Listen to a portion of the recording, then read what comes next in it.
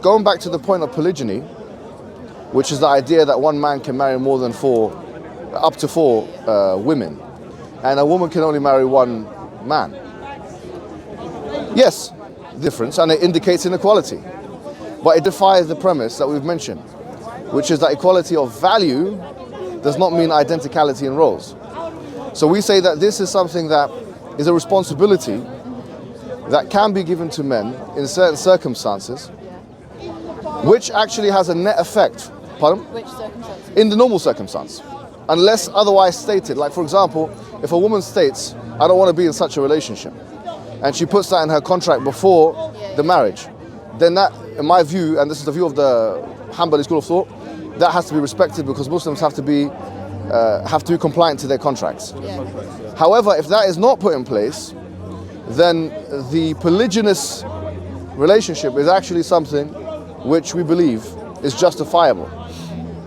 Why so? I mean, because of physiological and psychological and anatomical and biological difference between man and also because of an ability for men to do certain things that women cannot do. Chief most among which is protection. And although one will say, well, we don't need protection in our modern time or whatever it may be, this is, we believe, a false premise. And in fact, if I were walking with a woman in the street, whoever that woman may be, unless she was Ronda Rousey or something, and even if it was her, with all due respect, if I were walking with a woman in the street, and in an Islamic paradigm, if some threat came out from without, an extraneous threat, in the Islamic understanding, I would have to actually put my life on the line for that woman. So I'm a full-time security guard for her. Now, this is not, the same kind of responsibility is not commissioned to her, okay? And as such, because the ability for man to protect women is so much more pronounced than the opposite, and has been throughout civilization, then there is allowance there. So in sum, therefore, I say that, number one, equality of value does not mean identicality in roles. And we believe in a complementarian system, that the polygynous system is in line with the physiological and anatomical and biological differences. And moreover, I would say, and that's just on this point, and even sociological. Yeah. If you look at all the civilizations that have existed, you will find that out of 130, I think. This is a good point. Actually, what he's mentioning is a good point, because most anthropological studies show that 85 to 95, and I know it sounds like we're making this up, but you can check this up, yeah? 85 to 95, depending on what source you consult, of human society, pre-modern age, they permitted polygyny with an end, meaning one man, many women. And you only find two societies the opposite way, where females have multiplied men. Yeah. Societies. Only two. I know these societies exist, but I think it's more than two. It's two. It's the one, the Mongolian South Tibet, that, and then another one. There's one in South America. Oh, okay, interesting. There are some matriarchal society, whatever you want to call them. Yeah. Yeah. So does that help on the? Yeah. Any questions on this point? Kind of. Yeah. Yeah, please. Like a lot of the reasons that people have told me is because back in the day, when Muhammad was alive, there was lots of wars going on, and men would. I've kind of forgotten what it is, but it's or men will outstrip women in terms, in terms of, or the women will outstrip men in terms of population numbers and all that kind of. So how is that going to be transferred to Yeah, that's not the reason. That's a false reason. That's an attempt to try and make an argument about, because look, in Islam you have a ruling. It's called a hukm, okay? And then you have two things. Actually, you have two types of ruling. You have what you call ta'abbudi rulings, these are rulings with no reason. Like, why do we pray 4 units of prayer rather than 5? Why do we pray 5 times a day rather than 6? There is actually no reason given in the Sharia, right? We believe as Muslims that we are to submit to the rule of God, the wisdom of God, right? And there are other rulings which have a reason. Now, there's 2 types of reasoning. There's what you call the causative reasoning, which is called the illah, and then you have the hikmah, or the wisdom. So what this person has tried to tell you is a potential wisdom of why polygyny is allowed.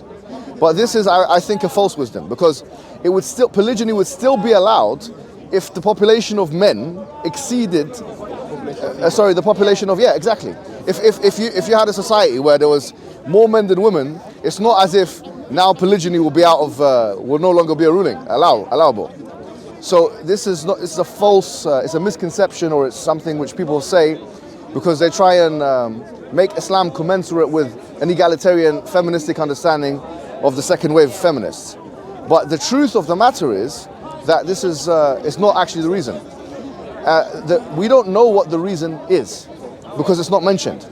It's not told us. The Quran doesn't say polygyny is allowed because of X, Y, Z.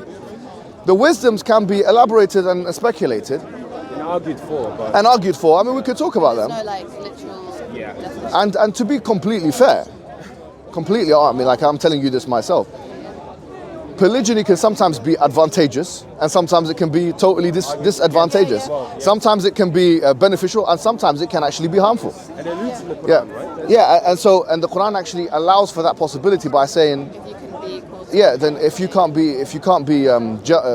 can't be just, then marry only one. Doesn't it say that it's not possible to be just? Yeah, and so it gives you advice. It says, فَلَا تَمِيلُوا كُلَّ الْمَيْلِ. It says, وَلَن تَسْتَطِيعُوا أَن تَعْدِلُوا بَيْنَ النِّسَاءِ وَلَوْ حَرَصْتُمْ. That you will never be able to be just with the female, with all your wives, and even if you try. So it gives you advice, practical advice. فَلَا تُمِيلُوا كُلَّ الْمَيْلِ. So don't literally go on one direction. In other words, give one woman all the attention. فَتَذَرُوهَا كَالْمُعَلَّقَةِ. So you leave the other one suspended. Which means that there's going to be mistakes that are made, but so long as you try and control the variables as much as you can, then that's the practical advice. I read a commentary on that verse, and they were saying that when it says, and you will never be just, in terms of the love and affection, that you can't control who Exactly, you have more affectionate relationship or intimate relationship. Are you feminist yourself? I wouldn't say so. No. Exploring. Not really. Yeah, With those gloves, I thought. I want to give. Yeah, I still want my friend. Yeah. So Yeah. you're just acquiring. Yeah. Islam. Okay. So this is, I would say, another thing I would say is this, right? I want to spin this around a little bit. A lot of people say that polygyny is an institution which privileges the man. But I think, What the Quran would say, what a lot of people would probably tell me is that it's actually to benefit the woman, like in the way to protect the woman and like this.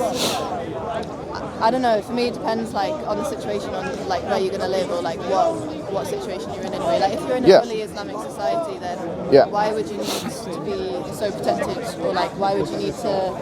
If you're in an Islamic society where everyone's practicing Islam in the proper way, then a woman surely doesn't need to be protected by. No, because here's a huge misconception, and this might sound to even Muslims, it might sound a bit odd. Yeah. If Islam was implemented perfectly in its entirety, and there would still be a miscarriage of justice. Okay? We believe that if Islam was, let me just mention this point again. If the rules of Islam were implemented absolutely perfectly in a utopian imagination, and the ruler was perfect, and the people were I'm not going to say the people were perfect, but the people were there, and the rules were implemented perfectly, yet there would still be a miscarriage of justice. The reason why is because the rules are not meant to produce perfect results. We believe in an eschaton, which is which means the afterlife, right? So we believe in the Day of Judgment. In other words, the Day of Judgment is a forum wherein which all the injustices will be righted, all the wrongs will be righted.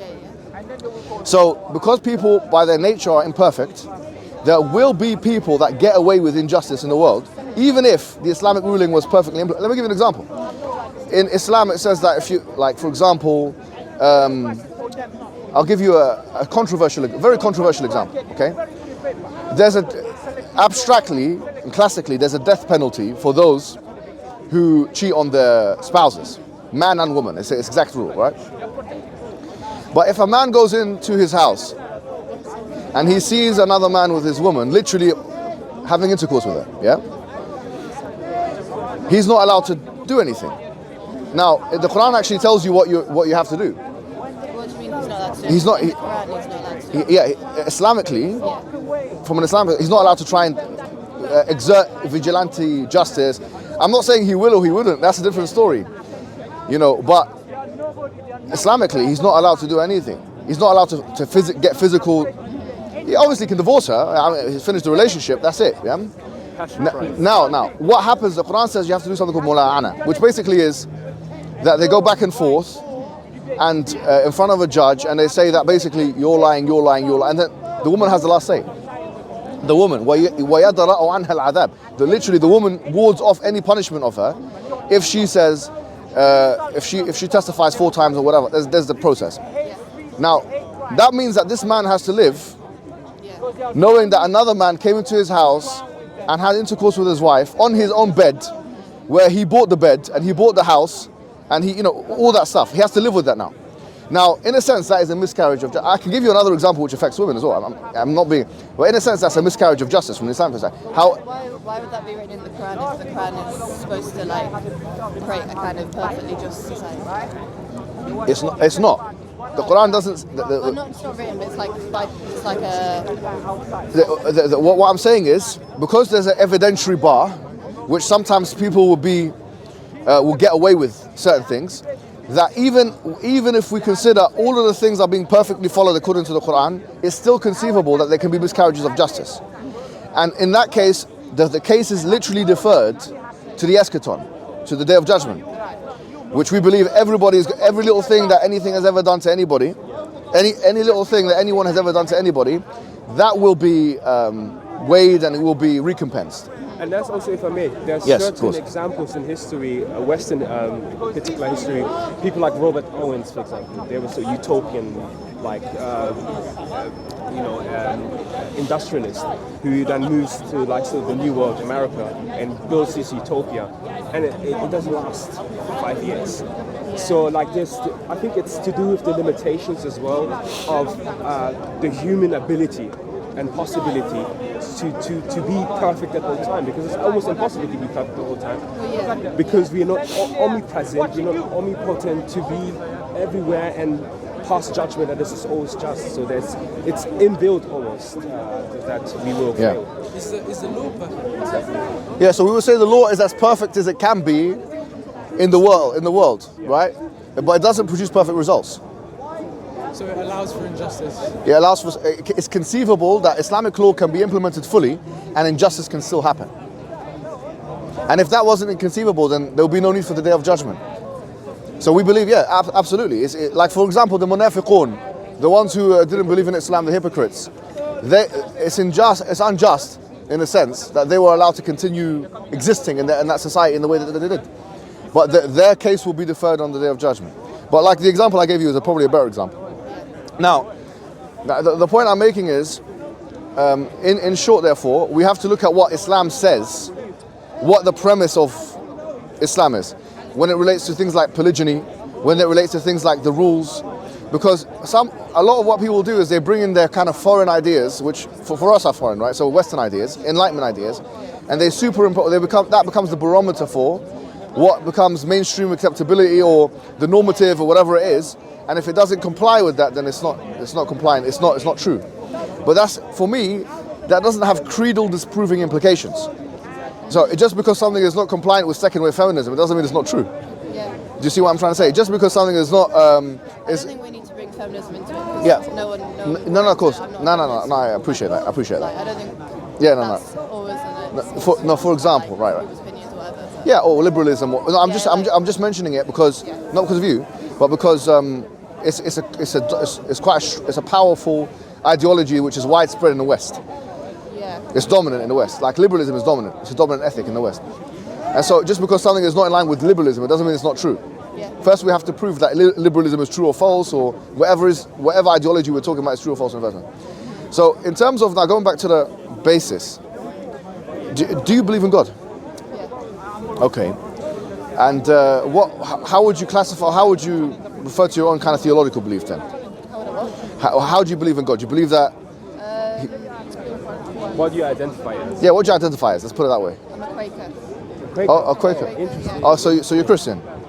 Yeah, but I would never really call myself a Christian. I'd call myself a Quaker. Like, I feel Okay, like fine. That's actually but Yeah. I've never met a Quaker before. I only read about them in historical aspect. alright, yeah. Now we've got one guy that comes here as a Quaker as well. Really? Yeah. Yeah, so I grew up like in like a Quaker household, like Quaker values and stuff, and then like, and in Quakerism, like you can believe in God and you cannot believe in God, like, which is why I wouldn't really call them. Oh, really? Yeah. No, but not Quaker Christians then, so. They are a part of Christianity, like Right. that's how they started, but like Quakers are not really. Now they've kind of more turned into like a philosophy or like a belief system. Okay, interesting. Now, so I want to ask you a question then. To what extent do you believe that Jesus is God? I don't believe. You don't know. All right, so you believe in one God. You don't believe Jesus is God. Have you read the Prophet Muhammad's life? And Yeah. because you were talking about it, so what are your impressions on that? Yeah, I think it's nice. I think it's. Oh, did you read sounds Tom like- Holland or No. Patricia Crowe? Oh yeah, that's a good. What did you read? I didn't really read, but I more got told by like my friends. Oh, like, Muslim okay, friends, so, okay. like, I read a little bit, but the main knowledge I got was from my friends. But All right, so the Islamic meta-narrative is as follows, right? So that we believe that there's prophets and messengers that were sent aforetime, like Abraham, Moses, and Jesus, yeah? All of which came with the same message, which is to believe and worship in one God, and not to associate partners with him. Now and not to associate partners with God, meaning to make something equivalent to God. So God is the all-powerful one, he's the all-knowing one, he's the creator, you know, he's omnipotent, etc., right? And nothing is compared to him. Nothing in creation is compared to him. And likewise, he should not be compared with anything else. Now, all the prophets and messengers came to tell their people this, and also to tell their people to believe and worship in one God. And by that we mean submit fully to the laws of God. When we say submit fully to the laws of God, that means the revelation that is sent to the messengers and prophets. Now we believe that messengers and prophets were sent with two things. They were sent with a message, which is to worship one God, and they were also sent with some kind of an evidence. Okay, and this evidence is, it could be, in the case of Moses splitting the sea, it could be, bringing his hand out, and it becomes all white and luminous, or it could be throwing the stick and it becomes a snake, and things that you might have read in the Old Testament, which we also believe in. And it could be for the case of Jesus, that he cured the blind with God's permission, that he raised the dead with God's permission, that he walked on water, although that's not in the Quran, but it could be all those things, right? Now, having said this, we believe that the Prophet Muhammad, his evidence was the Quran itself, so that it can be analyzable for people in all times and all places. Because had it been something which was localized, then we wouldn't have had access to it in the same way as the primary audience would. And so the evidence that the Prophet Muhammad had to come with was evidence that had to be analyzable by people in all times and places. And so we believe, for example, that the Quran has no contradictions.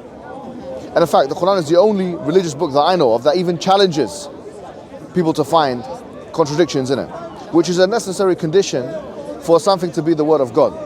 In addition to not having contradictions, we believe that the Quran is also preserved. You wanted to ask something? yeah, so like the other texts that were changed, like the Bible, like do you think like any edition of them had more contradictions, or like did they get more contradictory as they changed, as they adapted? Or? Yes, but even if you look at the first page of the Bible, I always say that you don't need to go far.